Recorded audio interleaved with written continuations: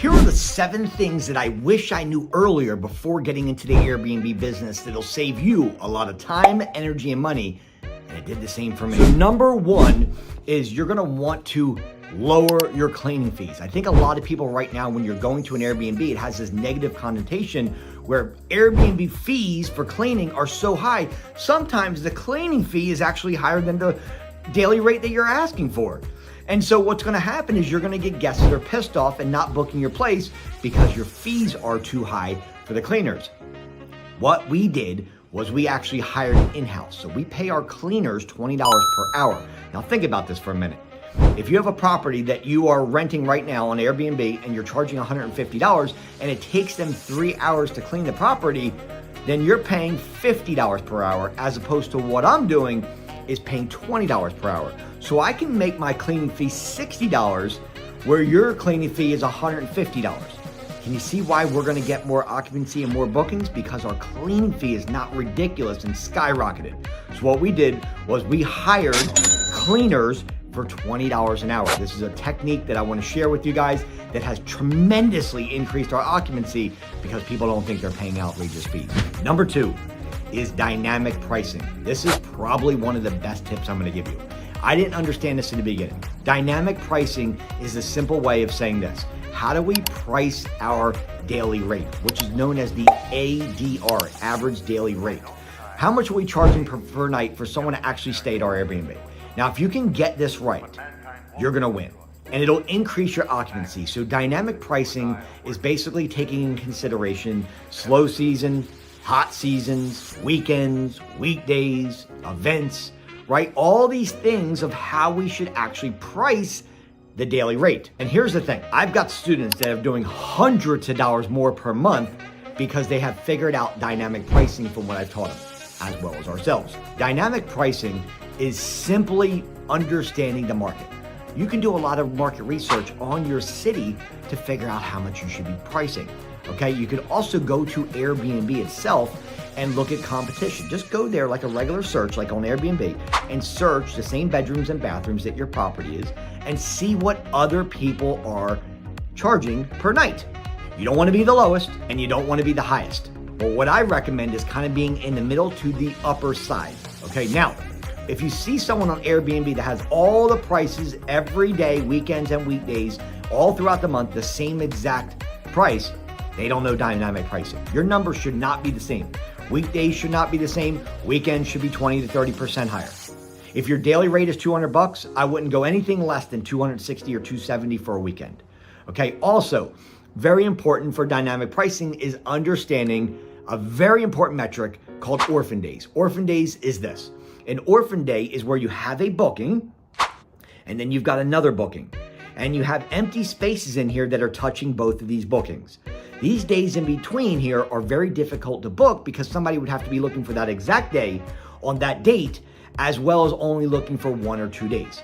So it doesn't pull up in search a lot, right? So Airbnb guests that are there have to be really searching for that. So in order for you to get booked, you manipulate the prices and you drop the prices according to the date it is. For example, if today's the 10th of the month and tomorrow's the 11th and I don't have a booking yet, I'm gonna be dropping down the 11th about 70% of my normal pricing. The next day out, let's say the 12th is not booked, I'm gonna be at 60% off that price. And then the third day out, if it's not booked, I'm gonna be at 50%. As it gets closer to the day, and you don't have a booking there, drop it down to about 65, 70% off your normal pricing, and you'll manipulate it and you'll show up in search and you'll get it booked, because it's better to have 50%, for example. Let's say your normal booking, you're charging $200 a night. If you can get $100, is $100 better than zero? Of course. So take $100 instead of a zero, because if that day passes, you're not getting it back. Number 3, and that is corporate leasing. What I did in the beginning was, when I first started my journey in Airbnb back in 2016, I got an apartment. But what I didn't realize is I should have been getting a single family house first. There's a completely different pitch when you're pitching a homeowner, which is a Steve or a Bob or a Melinda or whatever the name is, versus pitching a business. Had I known, I would have started with a single family house first, and then I would have got into apartments after. Okay, it's much easier to get into a single family house first because the pitch is to one person versus an apartment complex. You're pitching a business that's got to go through many layers for approval. It also requires to have a PAYDEX score of an 80 for your business credit. Okay, you don't need that on the personal side when you're doing a homeowner.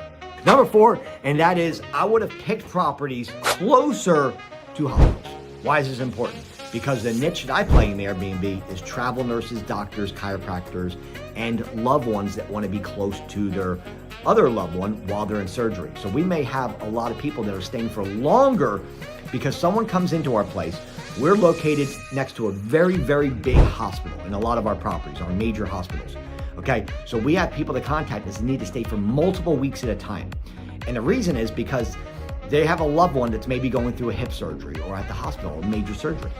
We don't want to put them up into a rinky-dink 300 square foot hotel. So what they want to do is they want to be close to their loved one and have a full kitchen, opportunity to be very close to their people that are in surgery, their loved ones, and they have a full entire place that they can rent out, a very nice place like ours. Okay, so if you can pick a property for your first Airbnb that is centralized or very close to a major hospital, you will do well. If I would have known this earlier, I would have picked places all around the major hospitals. Okay. Number 5 is if you can get a property that has either a pool or a hot tub, you will always do better than properties that don't have this. I wish I would have known this earlier because we didn't pick properties like that. Pools and hot tubs always do better revenue, occupancy than properties that don't have any H2O at them. Okay. If you can get a property that has ocean view, lake view, those will be second best, but a pool or a hot tub always does better. Okay. Number 6, and that is this. I would have always asked repetitively. I would have been asking for 5-star reviews. This is extremely important for your SEO because Airbnb is what we call an interest algorithm, and all they care about is getting clicks and views. I'm going to give you a hack as well.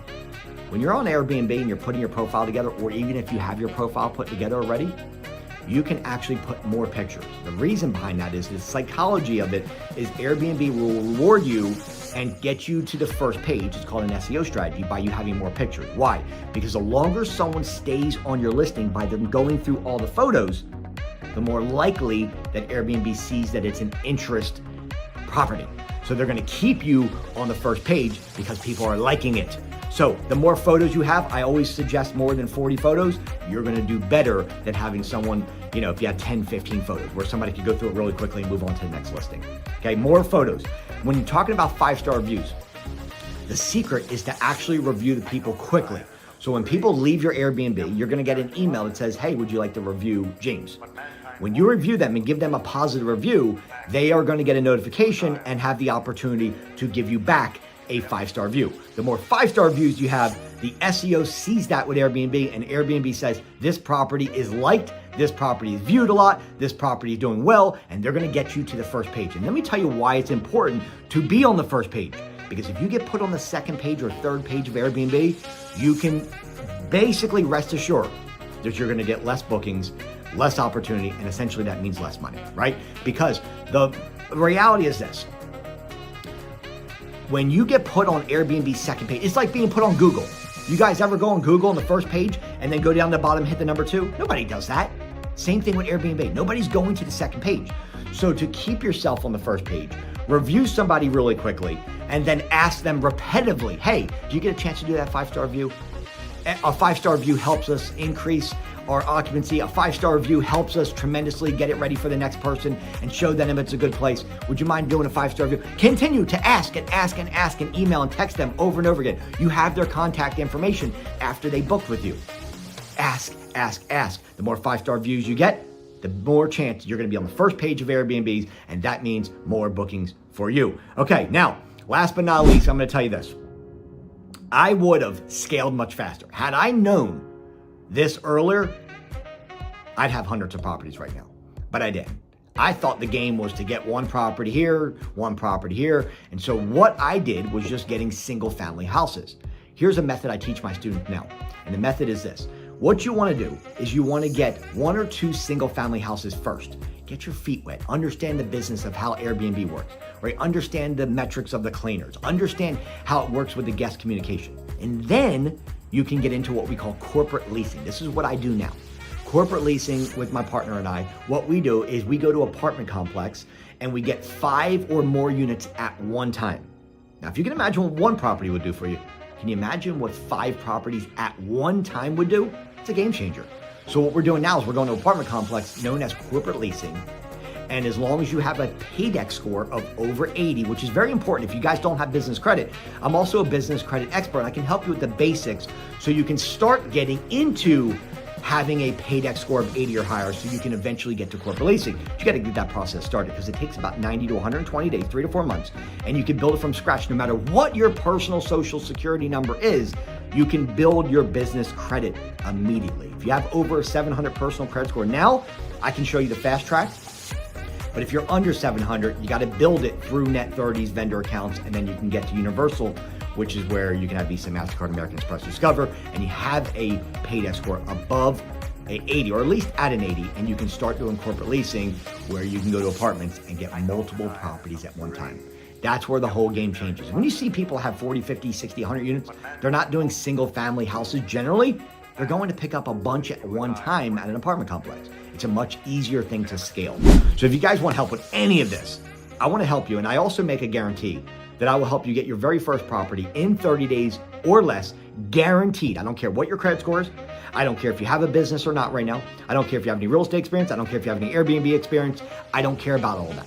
You will get your very first property. You follow my blueprint in 30 days or less. If you guys want help with that, put the word Airbnb in comments and I will reach out to you directly and show you the ropes, what my students are doing right now and how we went and blew up an empire. I'll see you guys on the inside. As always, give me a thumbs up, subscribe to the channel. I'm the only person to come to you every single day to make sure you know how to do this, what tips, tricks, and strategies to do. So put the word Airbnb in comments, like it, like the video, beep, hit it, and then I will reach out to you directly and help you get your first Airbnb in 30 days or less. Let's roll.